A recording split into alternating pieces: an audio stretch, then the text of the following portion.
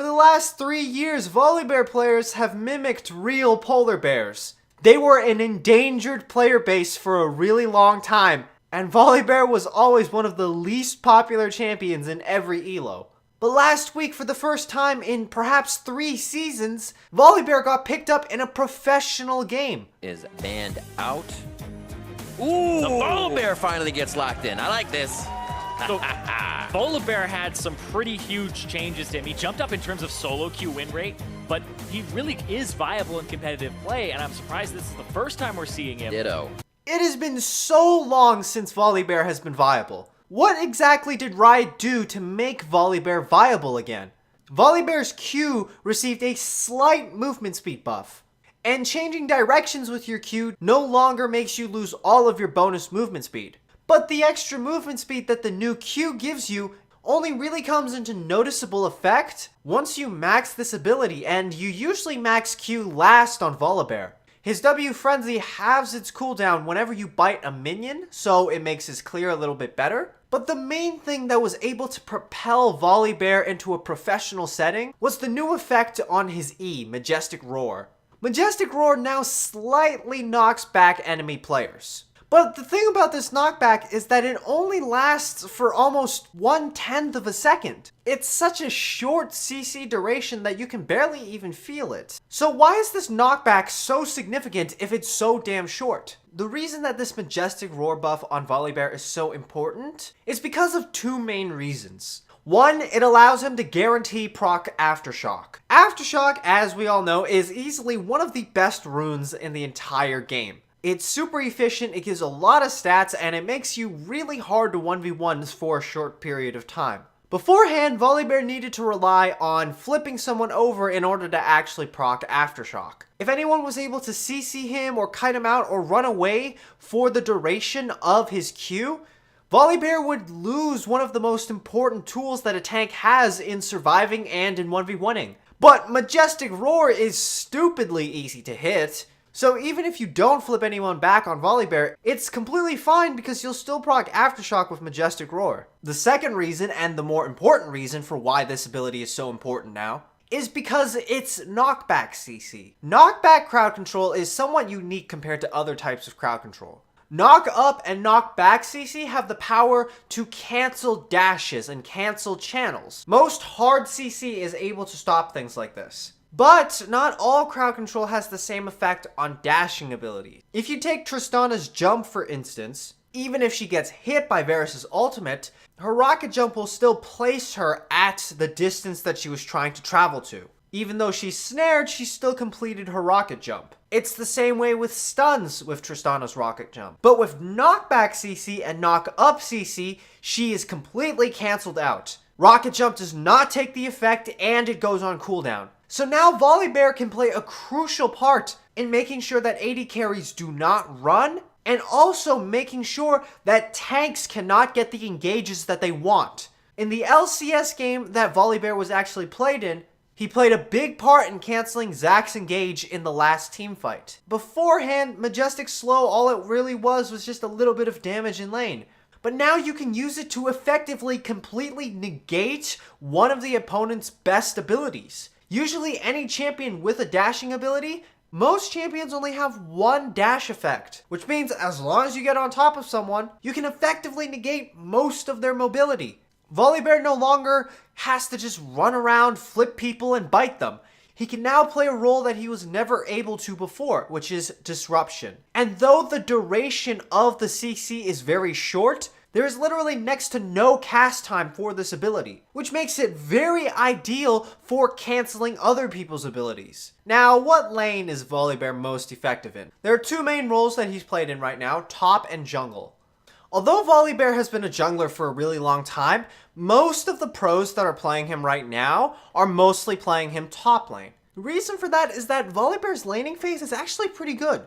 Volibear has always been able to 1v1 a lot of laners. He's got solid base damages, his bite is especially potent in lane because it's an execute. Since top laners are usually bulkier champions that have longer sustained fights, Volibear's passive is a lot more effective in the top lane. The way you play Volibear in top lane is pretty simple. Play safe level 1 because you don't have enough abilities to do a lot of damage. Hit level 2 and try to all in. So long as you can hit your Q at level 1, you'll proc your Aftershock and you won't be able to lose a trade. Make sure you bite at the end of your trade so that you can get the maximum amount of damage out of this ability.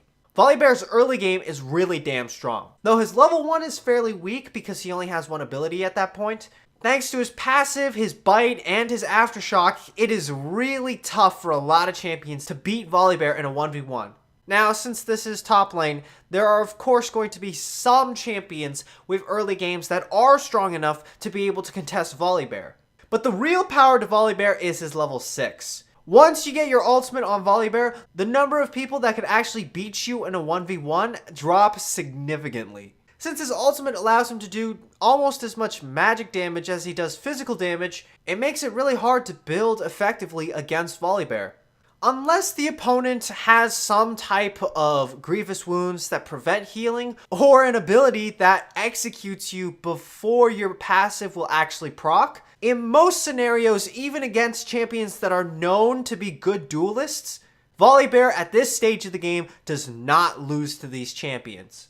Your goal as Volibear in lane is pretty simple. Get a lead, snowball, and stay ahead. When it comes to your early game jungle pathing on Volibear, Jungle Volibear's pathing in the early game is also very simplistic. Go first buff to wolves to second buff, and then go and start looking for ganks. The initial decision of whatever buff you decide to start is a very important one. The reason for that is because whatever buff you decide to start on Volibear, that's the side of the map that you're pretty much going to be spending all your time on. Volibear's ganks are only good if he gets on top of people.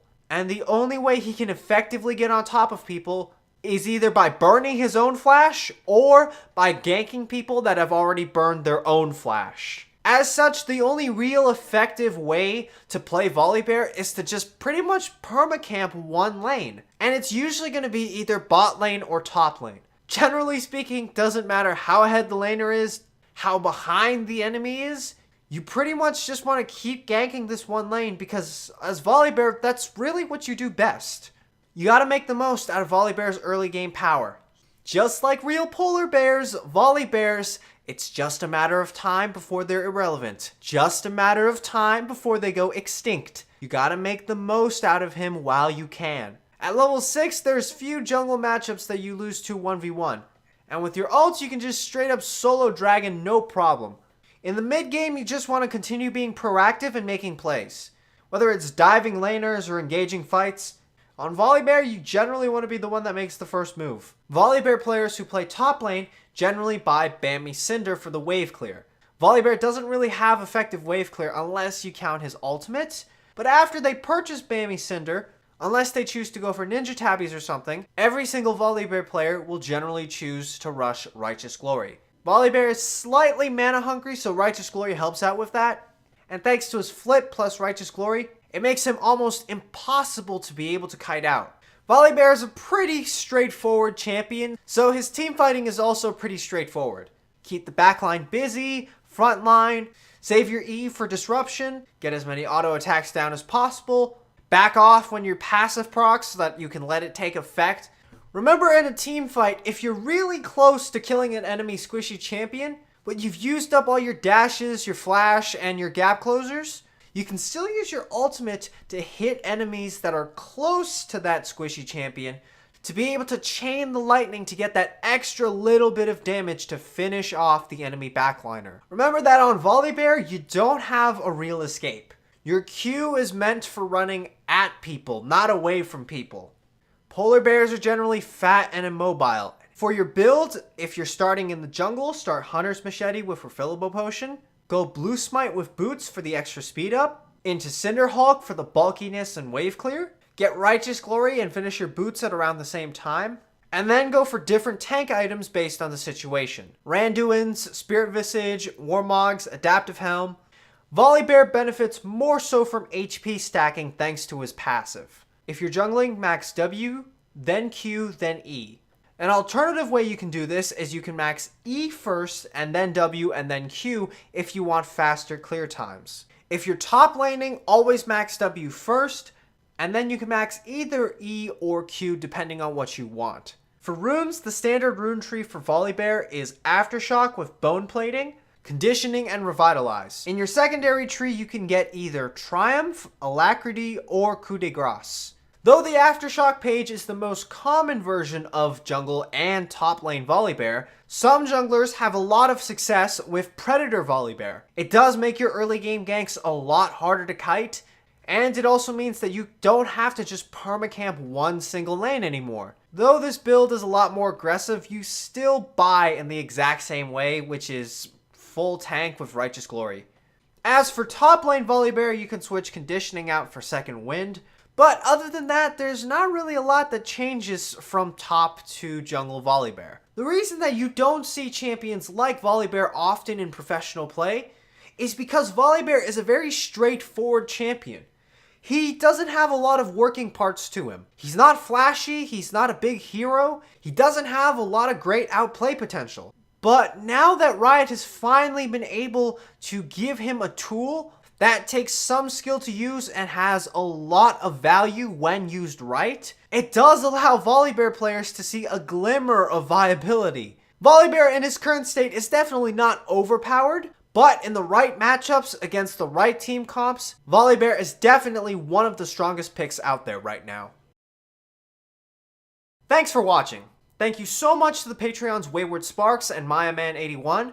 Donating to the Patreon does go a long way in helping me make more content. Donating to my Patreon allows early video access and allows you to request for video ideas or topics that you would like to see.